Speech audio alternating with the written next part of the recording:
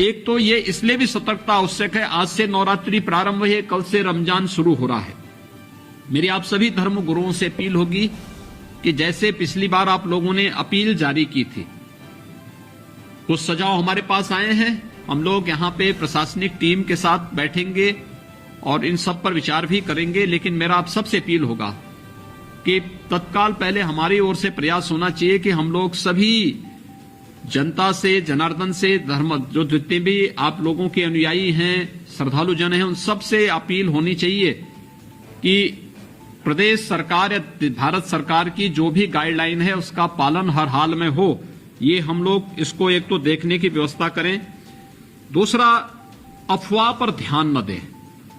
देखिए, राज्य सरकार ने और केंद्र सरकार ने हर संभव प्रयास किए हैं। आप याद करिए, जब कोरोना का पहला केस आया था मार्च 2020 में, हमारे पास उस समय प्रदेश में केवल यानी एक भी टेस्ट करने की क्षमता नहीं थी।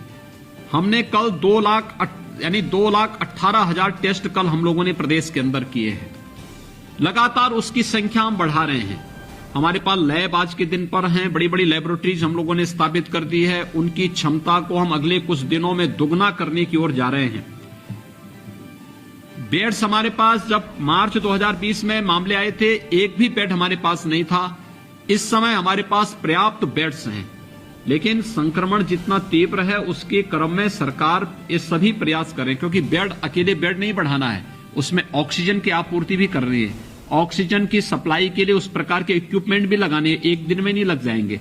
वेंटिलेटर लाना है तो वेंटिलेटर लाना ही नहीं है, वेंटिलेटर और एचएफएनसी के लिए उस प्रकार का ट्रेन मैन पावर भी होना चाहिए। हम उसकी ट्रेनिंग के कार्यक्रम हमारे चल रहे हैं, लोगों को उस प्रकार की भर्ती भी हम कर रहे हैं। कुछ समय लग सकता है। एम्बुलेंसेज ही आप आश्चर्य करेंगे, 4,000 से अधिक एम्बुलेंसेज हम लोगों ने राज्य में इसके लिए लगाई हुई हैं, जो केवल कोविड के पेशेंट को लाने ले जाने में ही योगदान दे रही है।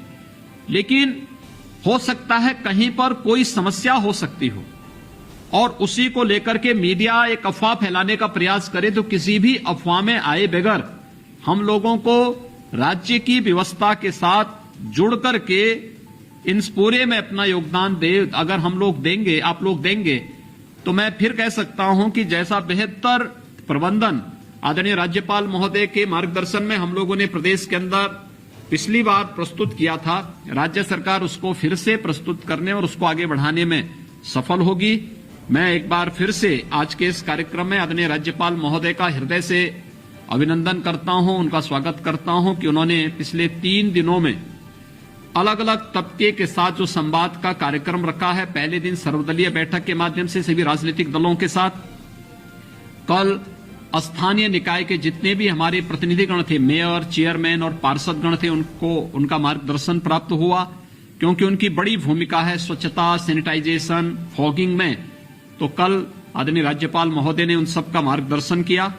मेरा आप सभी धर्माचार्यों से भी अपील होगा कि स्वच्छता, सैनिटाइजेशन के लिए, फॉगिंग के लिए या कोई चीज हम छूते हैं तो हाथ को पानी से धोने, साबुन से धोने के साथ साथ सैनिटाइज करने, सैनिटाइजर होगा उसका उपयोग करने, जो भी आवश्यक समझते हैं उसके अनुसार हमें सतर्कता अवश्य बरतनी होगी।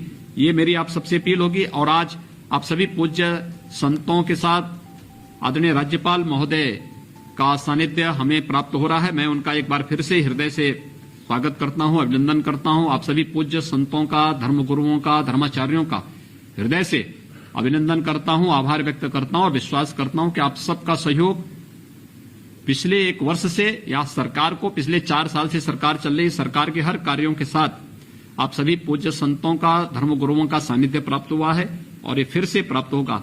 ये मैं आप सबका एक बार फिर से हृदय से आभार व्यक्त करता हूं।